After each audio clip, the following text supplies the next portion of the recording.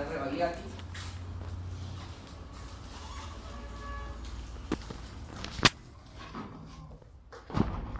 Soy la coordinadora de la unidad de tumores musculoesqueléticos del hospital.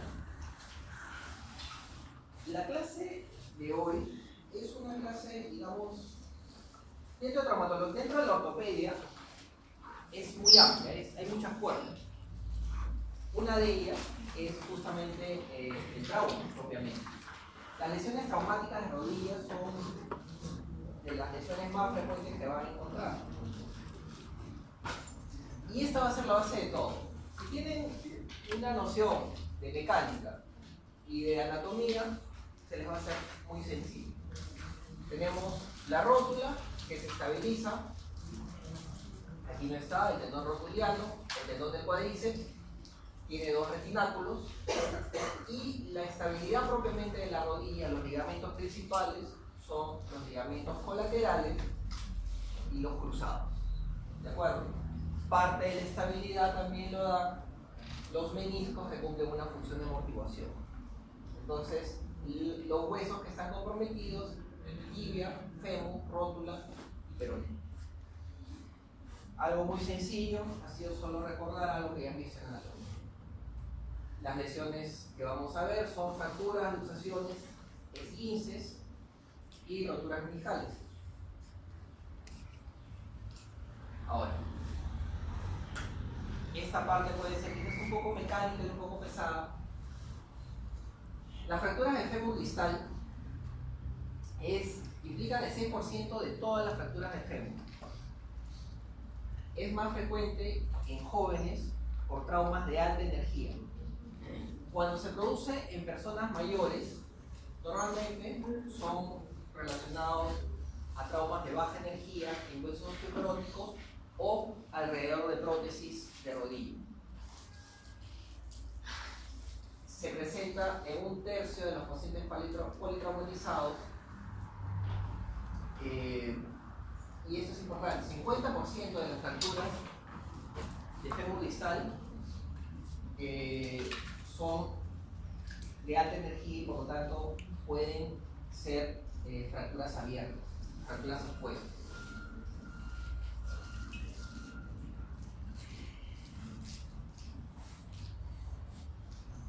Todas las fracturas que tienen un compromiso articular, no solamente estoy hablando del fémur, todas las fracturas que tienen un compromiso articular tienen que ser reducidas anatómicamente. Porque si no se reducen anatómicamente, el escalón que queda puede producir dolor crónico y artrosis, daño del cartílago. Entonces, mientras que las fracturas que no son articulares no necesariamente tienen que ser sometidas a una reducción abierta o una reducción anatómica. Lo importante es conservar los ejes. Aquí tenemos, por ejemplo, estas son fracturas supracondilias. Esta es una fractura supraintercondilia. Esto es mucho más complicado que manejar que eso. Las fracturas supraintercondilias con extensión a diáfisis son más difíciles de manejar todavía, porque no tengo una comunicación directa entre los fragmentos principales, como lo puedo tener acá o como lo puedo tener acá. Y un tipo de fractura poco frecuente es la fractura de Hoffa, donde hay una fractura de los cóndilos.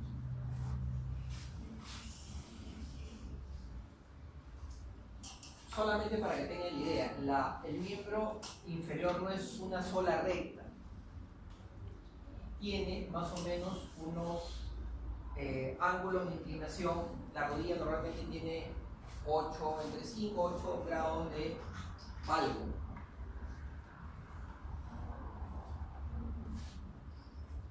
Las fracturas tienen distintos tipos de clasificación. Les han mencionado en algún momento la AOASIF, que es la institución que desarrolla la osteosíntesis y que marcó las pautas de osteosíntesis en el mundo. La clasificación de Müller implica A, cuando son extraarticulares; B, cuando es un trazo simple articular; y la C, cuando ya es articular, pero además hay un compromiso por encima de la articulación. acuerdo? Entonces A, B y C, extraarticular, articular parcial o articular completo. ¿Qué alternativas de tratamiento tenemos? Por ejemplo, si tengo una fractura periprotésica de rodilla, quizás es la primera imagen que ven de una prótesis de rodilla. En una prótesis de rodilla se reemplazan las superficies articulares, tanto del fémur como de la tibia, y acá va un inserto de polietileno. ¿Ya? Es así como se reemplazan las articulaciones, en este caso de la rodilla. Si tengo una fractura supracondílea, tengo que darle estabilidad. ¿Qué alternativas tengo? Posiblemente una placa. En este caso fue solucionado con un clavo intramedular, un clavo que se coloca por dentro, como ven acá, a través del fémur distal y se bloquea. A través el clavo tiene unos agujeros, el clavo tiene un dispositivo por donde va a coincidir los agujeros. Nosotros vamos a perforar sin ver el clavo, porque el clavo está dentro del hueso. Perforamos y coincide con los agujeros del clavo para poder bloquearlo. Pero ¿qué pasa con estos sistemas? Primero, si no hemos visto acá, porque no siempre se puede ver bien, que quizás hay un trazo intercondilio, al momento de colocar el clavo podemos hacer que este estalle, ya sea alrededor de una prótesis o una fractura que no está relacionada a una artroplastía. Puede ser de difícil alineación, puede estallar. Entonces, en este caso, por ejemplo, no es la mejor opción. ¿Cuándo se coloca este tipo de clavo? Retrógrado, a través de la rodilla. Anterógrado, si hubiera ido de la cadera hacia la rodilla. Retrógrado, en sentido contrario, de la rodilla a la cadera. En pacientes muy obesos o en pacientes que requieren alguna estabilización proximal. Si tengo una fractura de cadera, si tengo una prótesis de cadera, puedo colocar un clavo de abajo hacia arriba sin afectar toda la zona proximal del fémur. Ahora,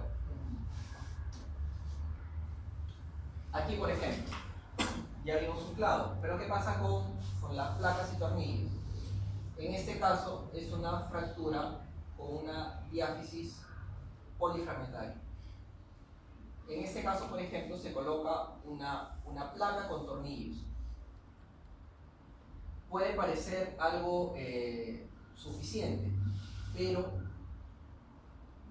no hay estabilidad. Cuando no hay estabilidad entre el tornillo y la placa, simplemente todo esto puede colapsar. Y es lo que pasó acá. Entonces por ahí alguien que confundió la traumatología con carpintería dijo, bueno, entonces voy a pelar el otro lado y le coloco otra placa más. Entonces, pela por el otro lado, se han pelado toda la parte lateral, toda la parte interior, toda la parte medial y se le intenta colocar esta placa. Pero aún así esto va a tener problemas de consolidación porque han alterado mucho la irrigación del hueso. Entonces, aparece otro tipo de placa que ya hay estabilidad, digamos, entre lo que debió ser la estabilidad que daba la placa con los tornillos, no había ninguna estabilidad. Este tipo de placas que eran anguladas ya daban estabilidad. Entonces, esta hoja, como ven, entra en el fémur distal, tiene un ángulo de 95 grados y la hoja propiamente no es solo una lámina, sino si cortamos la lámina vamos a ver que es como una grapa. O sea, esto entra en el hueso en esta posición y se fija en el resto de la diáfisis con tornillos. Ahora, tiene gran resistencia a la flexión, a la torsión, preserva el hueso, sin embargo es técnicamente difícil. ¿Por qué? Porque yo coloco esta hoja espiral, esta hoja recta, en una sola posición. Y cuanto más largo sea la placa que yo voy a colocar, puedo tener más falla. Si yo tengo que esta es la placa, si yo la coloco con un pequeño grado de inclinación hacia adelante o hacia atrás, el extremo de la placa se puede ir hacia adelante o hacia atrás del hueso. Entonces, si no se tienen todos los cuidados antes de colocar esta hoja, si no es perfectamente bien colocada, la placa puede terminar en el extremo hacia adelante o hacia atrás. Entonces, técnicamente es difícil.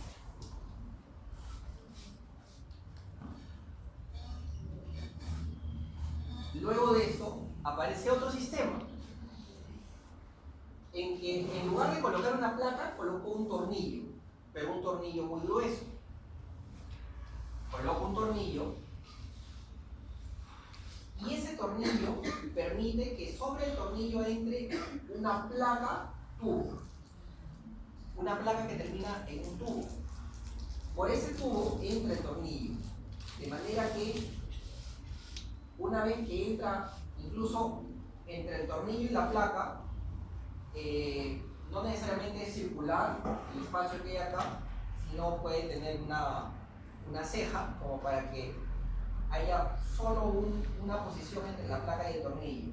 Pero ya que el tornillo puede variar de rotación, porque puedo manipularlo, puedo corregir que el extremo de la placa no se me vaya ni adelante ni hacia atrás, sino que quede en el sitio correcto. ¿Me dejo entender? Estas son las placas estas son DCS, tornillos dinámicos condilares. Esto se puede utilizar también en fracturas de extremo proximal.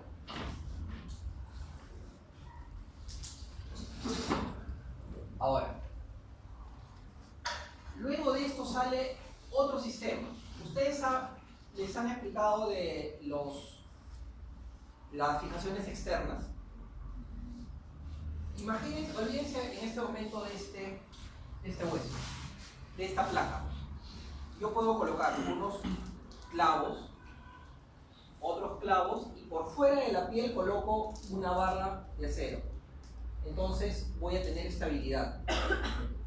Sin embargo, cuanto más alejo esa barra de acero, voy a estar más lejos, mis clavos los voy a tener más lejos de la placa, de la barra de acero, y por lo tanto van a ser más inestables. Cuanto más acerco esa placa, va a haber menos movimiento y va a ser más estable. Entonces imagínense que esa barra de acero la pego tanto que la llevo a pegar al hueso. O sea, viene a ser como una fijación externa, interna. Porque cada tornillo, lo que vendría a ser cada clavo, está fijo a la barra. Entonces cada tornillo les va a dar estabilidad angular. Aquí es el tornillo tiene una cabeza con rosca y el agujero también tiene una rosca, de manera que al momento de ajustar esto queda fijo en una posición y cada tornillo le da posición, le da estabilidad angular. ¿De acuerdo? Estos son los tornillos bloqueados que se utilizan básicamente para huesos de mala calidad, pacientes osteoporóticos, por ejemplo. ¿Ya? Esto fue idealmente diseñado para huesos osteoporóticos. ¿De acuerdo? Bueno, esto es lo que quizás yo hubiera utilizado en esa primera fractura periprotésica. Una placa de este tipo, no tengo temor de que me vaya a estallar el hueso, o si no he visto una fractura intercondilia, que la vaya a abrir o que me vaya a estallar. Desde ese punto de vista esto es más seguro. ¿Alguna pregunta hasta acá? Esta parte, como les digo, es bien mecánica. Los objetivos quirúrgicos siempre es la reducción anatómica de la articulación, tener una buena alineación, tener una fijación estable. ¿Para qué? Para tener movilización precoz activa y preservar la vascularidad del hueso, hueso que lo pelamos, hueso que no pega. Por ejemplo, Si vamos a colocar una placa, solo debemos abrir lo necesario. No vamos a pelar todo el hueso.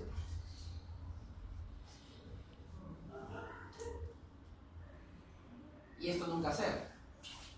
Acá tengo una placa angulada de 95, pero acá ven que también tengo otra placa más. Era lo que les decía, si estoy pelando un lado, otro lado, posiblemente no pegue. A veces es necesario hacerlo cuando se manejan tumores, pero en unos síntesis no. Complicaciones de esto: no unión, rigidez, sobre todo si tengo mucho tiempo el paciente inmovilizado. Puede haber un fracaso de la osteosíntesis, sobre todo cuando es el hueso de mala calidad. Puede haber pérdida de reducción.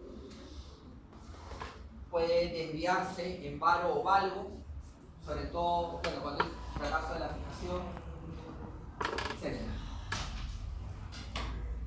Esa es la fractura por lo que compromete, por lo que implica de mayor complejidad en la rodilla. ¿Alguna pregunta? Ahora, fractura de los platillos tibiales. El mecanismo de la fractura es muy importante. Si yo tengo que esos son los platillos, puedo tener una fractura, ya sea porque hay una compresión axial. Si tengo una persona que salta de un tercer piso y cae parado, ¿cuáles son los sitios más probables que se va a fracturar? Lo que tiene hueso esponjoso. ¿Qué huesos van a absorber esa energía? Que tienen hueso esponjoso y que se pueden fracturar con más facilidad.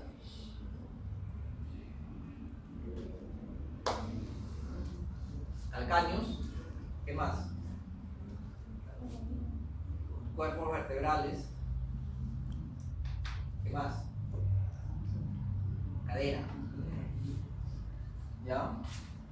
Ahora, esto se puede romper también sí por una compresión axial. Generalmente una compresión axial va acompañado de otra lesión cuando se rompe el platillo tibial, generalmente de calcáneos. Flexión o extensión forzada, varo o valgos forzados.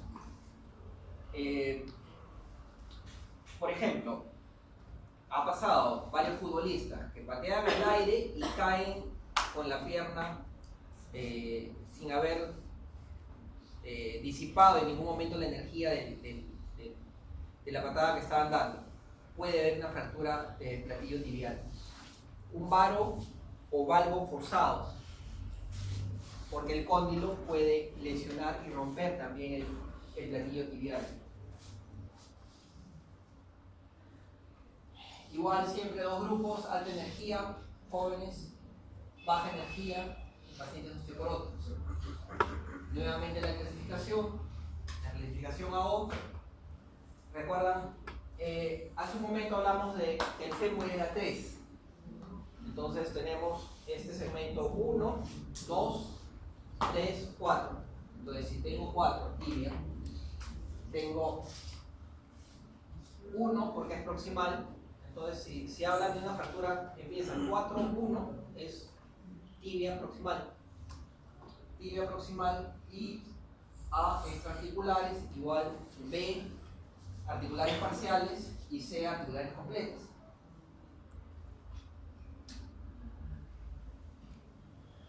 Articulares parciales, estas son las más frecuentes, y hay una clasificación que se llama clasificación de Chaster, que seguro la van a revisar. Como ven, ya que en este tipo de fracturas hay bastante hueso esponjoso, el hueso colapsa, se aplasta sobre sí. Entonces parte de del tratamiento de estos pacientes es no solo colocar una placa acá, sino se tiene que levantar, restituir la articulación, posiblemente colocar un injerto y luego una placa. Ahorita lo vamos a ver. Estas son las fracturas más frecuentes, y estas son fracturas ya articulares completas que son más complejas. Para una fractura de esta magnitud puede haber un daño de los vasos poplíteos que están detrás, porque una fractura de esta magnitud normalmente va a acompañar el producto de un trauma de alta energía. La clasificación de Chak. Si hay solamente una separación, que es lo más fácil porque le pongo unos tornillos, es una separación pura. La tipo 2 es una separación con hundimiento. La tipo 3 es un hundimiento puro. Las fracturas tipo 4 son fracturas que comprometen ambos cóndilos realmente. Las tipos 5, cuando abre los dos cóndilos, y la tipo 6, cuando se extiende distalmente. Esto les va a preguntar a cada rato, la clasificación de Chak. Cada vez hay más, los carros corren más, la gente está más apurada. Los sábados, viernes, con frecuencia, ven choques de esta magnitud por alcohol. Traumas de alta energía, generalmente en pacientes jóvenes, en pacientes que tienen buen hueso. Pero cuando hay fracturas de alta energía, normalmente hay extensas lesiones de tejidos blancos. Pueden haber fracturas abiertas. El trauma mismo puede incluir un síndrome compartimental. Puede haber lesiones vasculares y además pueden haber lesiones neurológicas, sobre todo del nervio peroneo o tibial. Por ejemplo, aquí, en un impacto frontal. En un impacto frontal va a haber trauma. ¿Dónde? El timón puede producir un trauma abdominal cerrado. Básicamente, ¿cuáles son los órganos que se dañan más en un trauma abdominal cerrado? Y ahí va la cirugía. ¿Vejiga? No. Por un timón, un choque. Hígado y vaso. Hígado y vaso. ¿Ya? Puede haber un trauma con fracturas costales, pero además puede haber en el momento del impacto fractura de rótula, otras fracturas alrededor de la rodilla, puede haber luxación de cadera, y esa luxación de cadera también se puede acompañar con fractura del acetábulo. ¿Ya? Es muy importante, fuera de educación vial si quieren, la posición del cinturón de seguridad.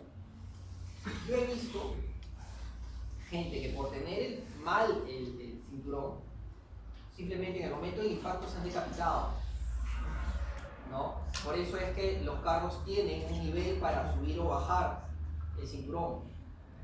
El cinturón no va en la barriga, tiene que ir apoyado en el ilíaco. O sea, todo eso es importante. Este paciente, por ejemplo, no tenía nada, ¿no? Simplemente se fue con todo. Traumatismos de baja energía, generalmente, son básicamente lesiones menores, no hay fracturas abiertas, no hay mayor problema de tejidos blancos, un poco de quimosis. No hay mayores desviaciones, es mucho más fácil de manejar. Sin embargo, la calidad del hueso no es buena, por lo tanto tenemos que tener mucho cuidado. Baja energía, fracturas en hueso osteoporótico, alta energía, el paciente joven. ¿Alguna pregunta? ¿Comentario al momento? Cada fractura es distinta a otra. Por eso en traumatología lo que se aprende son los principios, las bases. Pero que esta fractura es igual a esta otra porque el trazo va a ir así, no hay. Todas las fracturas son distintas, por eso se habla de la personalidad de la fractura. Y la personalidad de la fractura va acompañada de su compromiso de partes blandas. ¿De acuerdo? Por ejemplo, una fractura de este tipo versus una fractura de este tipo o de este otro son muy difíciles de manejar. Esta de acá, la personalidad de la fractura te va a decir cómo tienes que comportarte también con ella. ¿Cuándo consideramos una emergencia, una fractura a través de la rodilla? Cuando se acompaña de una lesión vascular, cuando hay síndrome comportamental, cuando hay fracturas expuestas, cuando hay una luxación o gran desplazamiento, cuando hay rodilla flotante. ¿Qué implica la rodilla flotante? Cuando hay fractura tanto de fémur como de tibia. La rodilla está flotando. Y en ocasiones politraumatizados. Por ejemplo, aquí tengo que acá se llegan a notar los cóndilos, acá tengo la arteria femoral y a nivel del hueco popliteo hay un stop. Posiblemente este paciente ha tenido una luxación de rodilla en el momento del trauma.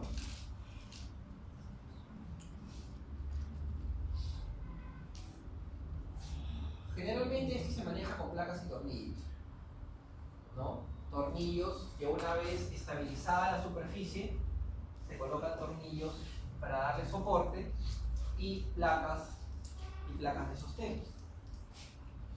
Esto es una placa de sostén. Cuando hay una placa que con tornillos puedes mantener la posición de una fractura. Si yo tengo una fractura que la puedo estabilizar con un tornillo normalmente no va a tener la fuerza para soportar las fuerzas que se aplican sobre un trazo de fractura. Entonces además se coloca una placa, pero esa placa se llama neutralización, no es sostén. ¿Por qué? Porque está neutralizando las fuerzas que van a ir sobre el tornillo que me está haciendo el trabajo de mantener la revolución. ¿No? Esto está sosteniendo la placa. Esto de acá, por ejemplo, estos son tornillos corticales. Como son sus primeras clases, les voy a ir escribiendo algunas cosas. Estos son tornillos corticales que tienen un alma con un paso de rosca pequeño. Sin embargo, esto de acá es un tornillo esponjoso, donde el paso de rosca, el ala de la rosca es mucho más ancho para agarrar más hueso de menor consistencia. Y esto de acá es una arandela.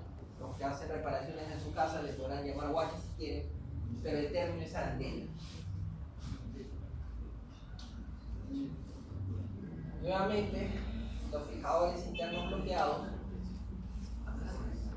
los fijadores externos internos o placas bloqueadas. Tengo, por ejemplo, este paciente. Si tenemos una fractura expuesta, tengo daño, tengo gran exposición, hemos estado, se ha arrastrado en el cemento, no le puedo colocar de frente una placa, tengo que colocar un fijador externo, lavarlo y una vez que está en buenas condiciones, en una semana, 2 semanas, retiro el material y coloco ya una placa definitiva. ¿De acuerdo? Los fijadores externos son de manejo solamente temporal. Y así debe ser, así es en todo el mundo, salvo en algunos sitios acá en Perú, que se siguen usando como fijadores, como tratamiento definitivo. ¿Qué pasó acá? ¿Alguien me cuenta qué puede haber pasado en este paciente? Un poco de imaginación. Ven que tiene unos huequitos a lo largo de la tibia. ¿Y qué puede haber sido esos huequitos? Posiblemente el cirujano se equivocó al colocar los tornillos, pero por lo demás. Este paciente tuvo una fractura expuesta. Estuvo con un fijador externo previamente. Una vez que mejoran las partes blancas, se retira y se coloca esta placa.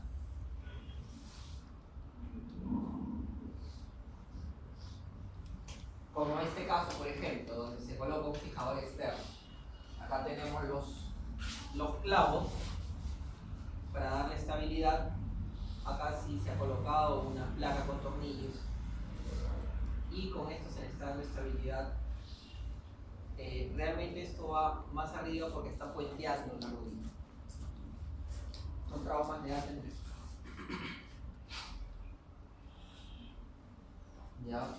Como ven, placas con tornillos es habitualmente el sistema para solucionar los problemas del tío proximal. Por ejemplo, aquí tengo un fijador externo y he hecho una incisión proximal. Tengo una fractura en este segmento. Entonces, ¿de qué me va a servir esto? No, ya esto es parte de lo que se llama osteosíntesis biológica. Menor daño posible en las partes blandas. A través de esa incisión se coloca una placa bloqueada. Esta placa se coloca con un mango que tiene algunas ranuras acá, porque estos agujeros coinciden con estos otros agujeros, de manera que una vez que introduzco la placa,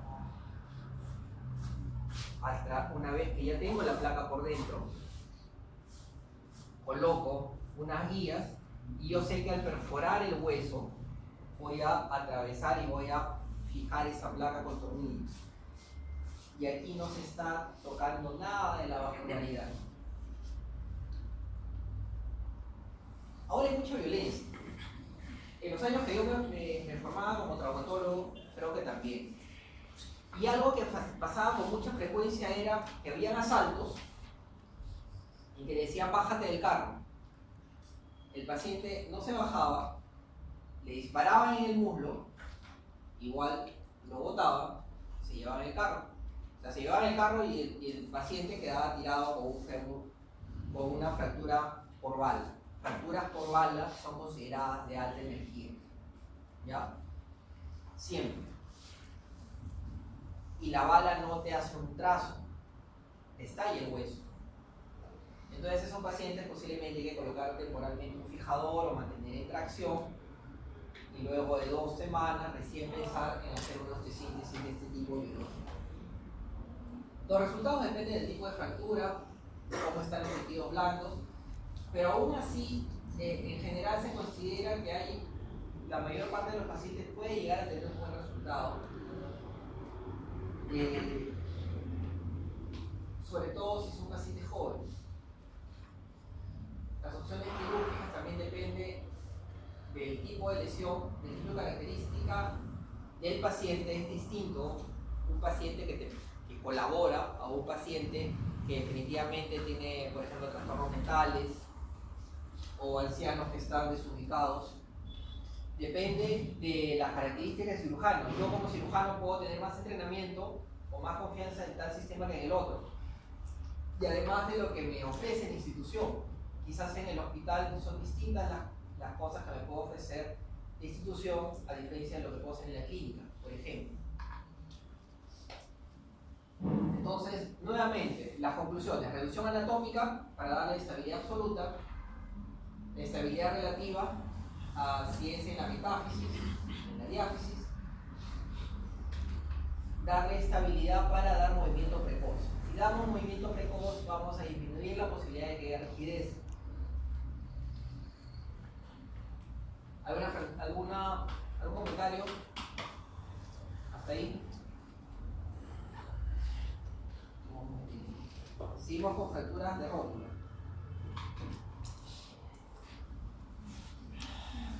La rótula también puede fracturarse por trauma directo. Recuerden que la rótula es la primera que va a absorber la energía en un trauma directo de rodilla. Puede ser, por ejemplo, con el tablero en el momento de un choque de un auto. Puede ser una caída directamente de rodillas. La rótula es muy importante porque mantiene el mecanismo extensor ¿ya? Lo más sencillo es para caminar, que para nosotros ya es algo sencillo, no nos damos cuenta de eso, pero quien tiene un problema de rótula va a tener problemas para la extensión, para poder avanzar.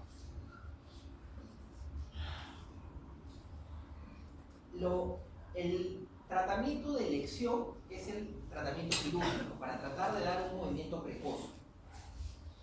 Pero si tenemos un paciente que está en malas condiciones politrauma, anciano, etc., posiblemente le demos que no tiene mayor actividad, solamente un tratamiento conservador, pero con la rodilla en extensión o un yeso.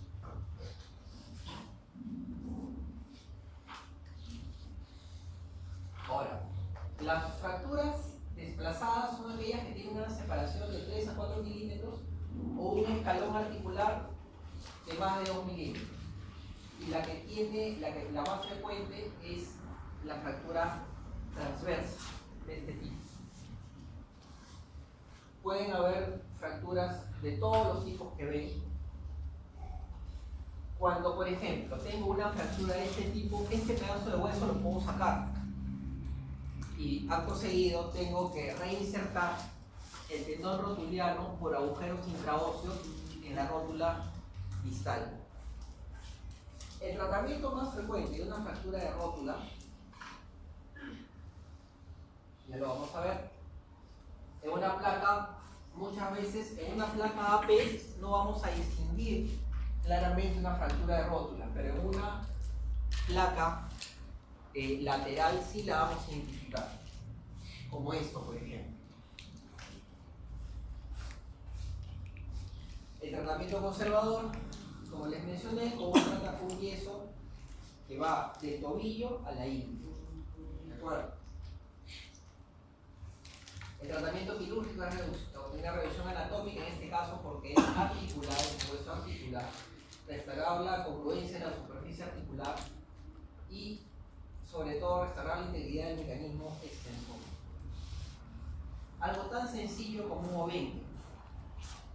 Se coloca 2 clavitos a través de la rótula y se hace un 8 con alambre.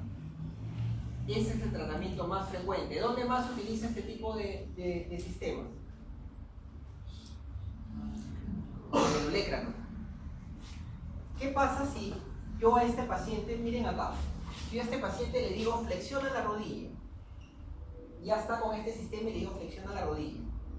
¿Qué va a pasar? Van a haber fuerzas que van a llevar hacia acá y estos alambres se van a tensar, o sea, van a producir mayor compresión sobre los fragmentos. Entonces, si he colocado bien un obenque, tanto en una rótula como en un molécrano, le puedo decir al paciente, así te duela, trata de doblar, anda moviendo, para disminuir la rigidez articular, para que vaya recuperando el rango articular, para que vaya recuperando la fuerza y además para que al haber compresión entre los fragmentos también se facilite la consolidación. ¿Alguna pregunta hasta ahí? Ya. Si nadie pregunta ni dice nada, posiblemente no están entendiendo nada. Me preocupo porque siguen sin decir nada. Las luxaciones de rodilla es una lesión ortopédica muy poco frecuente. Generalmente está acompañada de traumas de alta energía. Van acompañadas de lesiones ligamentarias. Para que una rodilla salga de su sitio, se tiene que haber roto ligamento, cápsula articular, gran daño. Casi la mitad de los pacientes tienen lesión en la arteria poplítea. Puede haber lesión neurológica, un poco menos, pero también hay daño. Generalmente es neuropraxia, pero incluso puede haber neurognesis. Ya llevaron neuro ustedes, ¿cierto? Entonces, ¿cuáles son los 3 tipos de daño del nervio? Si yo jalo nada más un nervio, ¿cómo se llama eso? Neuropraxis. Si hay un daño axonal, ¿cómo se llama? Axonognesis. Y neurognesis, si es que, por ejemplo, fue cortado. Eso ya lo saben. Se lo deben haber dicho en algún momento. lo más frecuente es que sea una lesión por neuropraxis. Y el nervio que más se lesiona es el nervio peroneo. Peroneo, también llamado, ¿cómo se llama también? El ciático popliteo externo. ¿Qué pasa si se daña el nervio ciático popliteo externo? ¿Qué no va a poder hacer el paciente? No va a poder hacer flexión dorsal. Puede hacer flexión plantar, pero no flexión dorsal del pie. Entonces, al caminar, el paciente arrastra. Muchas veces, quizás lo han visto en pacientes que han tenido algún accidente cerebrovascular y tienen como secuela una lesión, que lo ven que arrastra, que tiene que levantar más la rodilla para poder arrastrar el pie.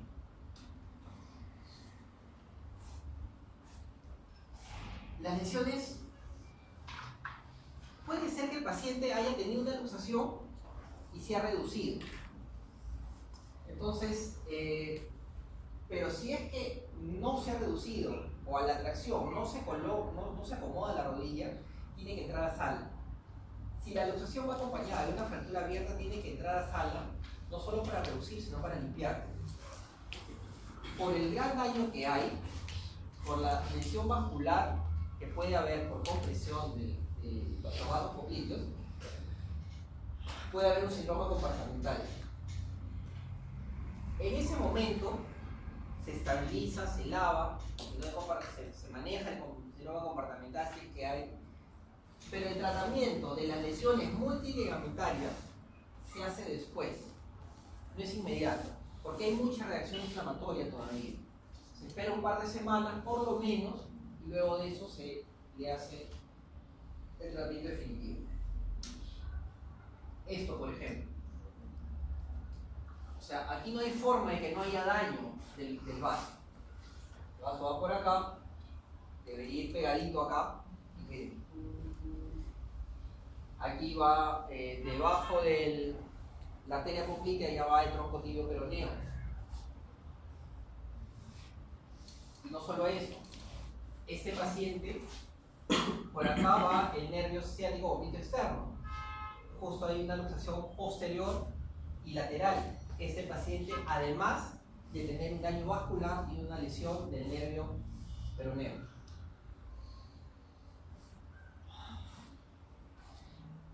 Ahora, esto es muy frecuente, las lesiones meniscales. El menisco es como una media luna que va en ambas rodillas, ¿de acuerdo? Tiene algunas funciones. Dan amortiguación de la carga axial, o sea, de las cargas que van entre el fémur y la tibia. Al aumentar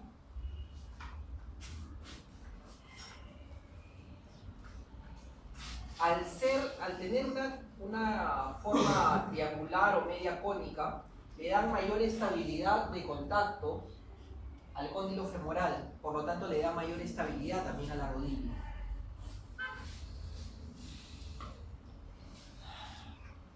Mejora la distribución del líquido articular, protege el cartílago articular porque reduce la fricción directa y además porque justo la primera función es de amortiguación.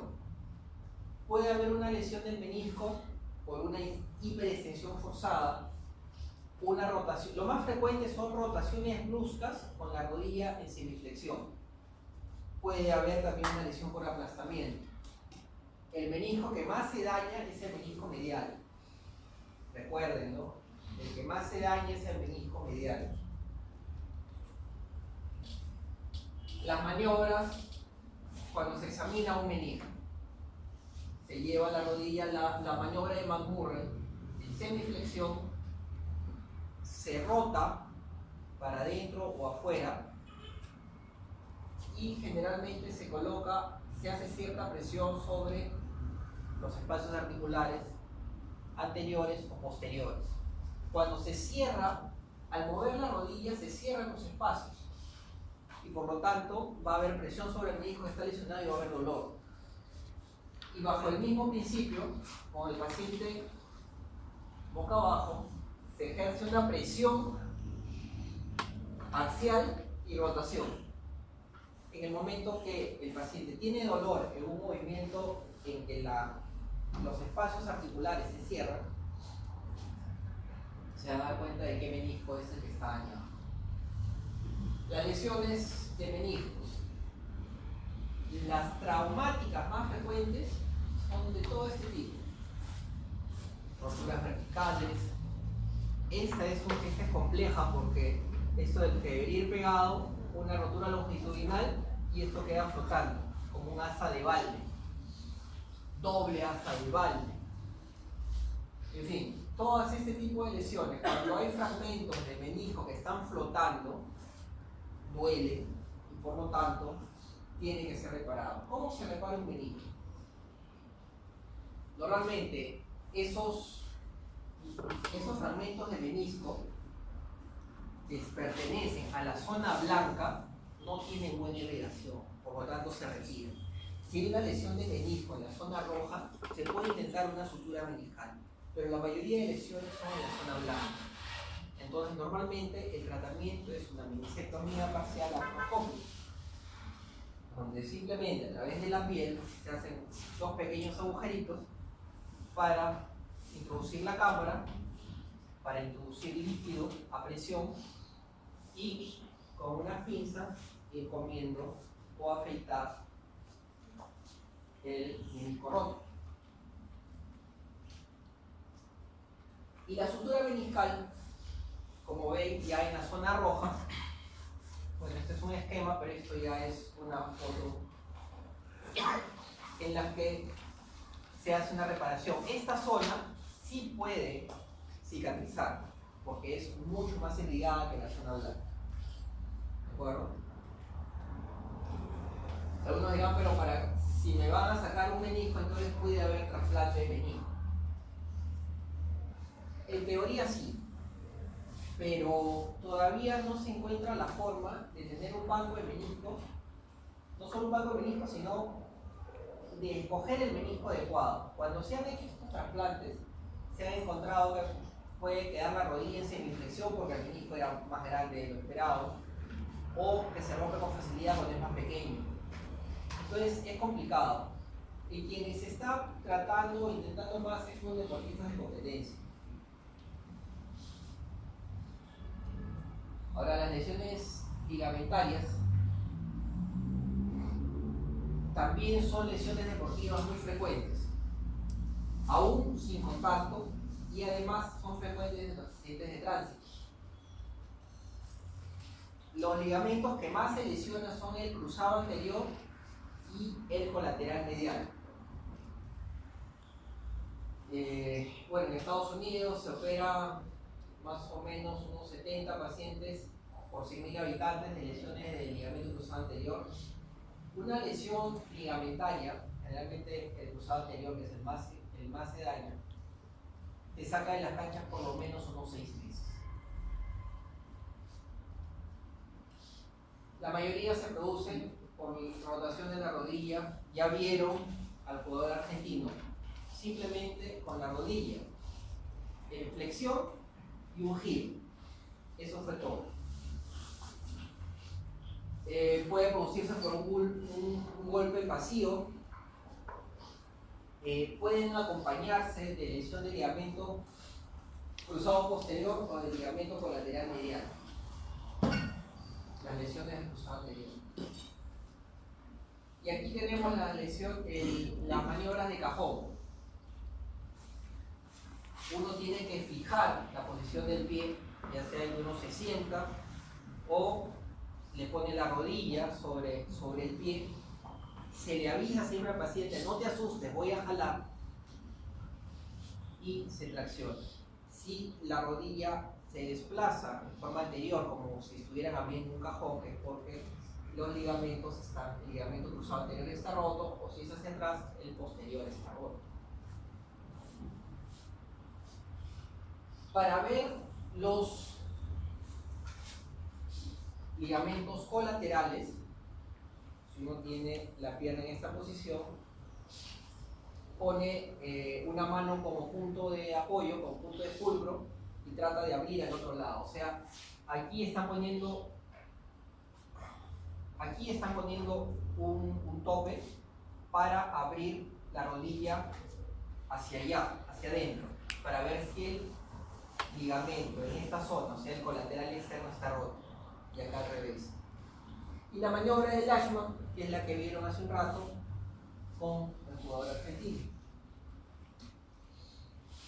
Un esguince de rodilla puede ser leve, generalmente hay elongación de las fibras, no están totalmente rotas. Un no moderado, ya hay una rotura parcial, generalmente hay equimosis, puede haber derrame. Y un esguince grave, ya hay una rotura completa, va a haber bostezo cuando estamos hablando de los ligamentos colaterales. Generalmente hay un hematoma, como ven en esa foto que se han marcado. La triada de Donaghue, triada de desgraciado, triada de infeliz. ¿Ya? Deben haber los que están rotando con médicos de miembro superior, también he escuchado la triada terrible y poco. Que la van a escuchar. Generalmente el paciente, por ejemplo, va a cruzar una pista, ve un carro y trata de girar. En ese momento, ¿qué pasa? Tiene una fuerza que está yendo en sentido horizontal, puede romper generalmente el cruzado anterior, el ligamento colateral medial, y generalmente se acompaña de una lesión del menisco interno, que fue en el momento de la rotación y que recibe el impacto. Entonces se daña. Esta triada está compuesta por lesión del ligamento cruzado anterior, del ligamento colateral medial y del menisco interno. ¿De acuerdo? ¿Alguna duda hasta ahí? Lesión del nervio ciático oblicuo externo. Acá tenemos, esta es una vista lateral donde tenemos el peroné, tenemos el nervio peroneo. Si tengo alguna lesión que va a producir un estiramiento, puede llegar a ser una neuropraxia o hasta una rotura completa. Aquí, por ejemplo, esto de aquí es el nervio peroneo. Entonces, si a ver, este es el cóndilo femoral y este es el peroneo. Aquí hay una fractura donde el nervio está desplazado hacia atrás. Los esguinces, tanto del colateral medial o del colateral lateral, pueden acompañarse de otras lesiones. Pueden haber avulsiones cuando se arranca de su superficie. Recordemos que el colateral externo tiene una inserción tanto en la tibia como en la cabeza del peroné. En ese momento, por ejemplo, si hay desplazamiento, puede lesionar justo el nervio peroneo. También puede haber otras lesiones, por ejemplo, en el colateral medial, también sobre sus inserciones, o los ligamentos cruzados en no tengo dibujo, creo, sobre la espina. Pueden haber lesiones abusivas de la espina tibial.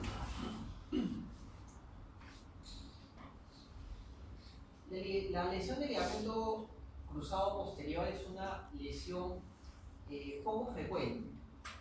Muchas veces se ve justo el impacto del tablero de vehículos o una caída de moto con impacto directo de la rodilla sobre el piso.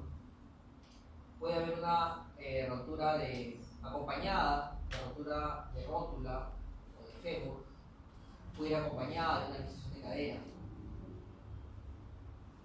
Y aquí se ve cómo está hundido. Si nosotros simplemente tenemos un paciente echado, colgamos el pie, puede ser que veamos que la rodilla no mantiene una posición, sino que se hunde. Y es lo mismo que está pasando ahí. Tiene la rodilla doblada y hundida. Acá, por ejemplo, acá están los tengo un ligamento cruzado que se ha, al romperse, también ha jalado la espina tibial. Y esas son abulsiones, como en este caso, el posterior en este caso, o los colaterales.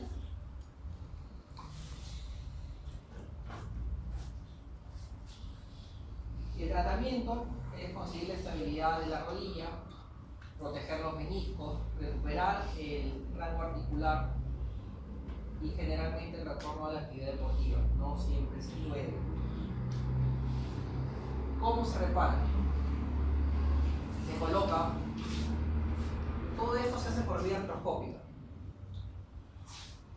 Se hace un corte en la tibia para pasar una guía y poder hacer unas perforaciones y a través de esa guía colocar un tendón que va a reemplazar la función del ligamento. Y una vez que lo he pasado, lo fijo con unos tornillos interferenciales o algún otro sistema, eso sigue variando. Por ejemplo, hay unos sistemas acá que tienen como un ganchito nada más que se apoya sobre el fémur. En este caso son tornillos interferenciales. Hay distintos sistemas, pero la cosa es que tiene que quedar fijo el ligamento que estamos reemplazando. Pero como esto, por ejemplo, acá hay un tornillo interferencial y acá otro tornillo interferencial. Todo se hace a través de la misma articulación. El ligamento cruzado posterior es algo parecido, un poquito más trabajoso porque hay que ir más hacia atrás. Felizmente las lesiones aisladas de cruzado posterior son frecuentes. Ahora, si tenemos lesiones de ligamento colateral medial, el colateral lateral, parciales, no están totalmente seccionados, se puede colocar un yeso 2 a 3 semanas. Cuando ya hay cierta fibrosis, se le puede colocar una rodillera articulada. La rodillera articulada implica que tiene unas bisagras metálicas a ambos lados. Eso te va a dar estabilidad o te va a reemplazar la función que están cumpliendo los ligamentos colaterales. Y normalmente requiere después de eso terapia física. Muy bien, ¿alguna pregunta?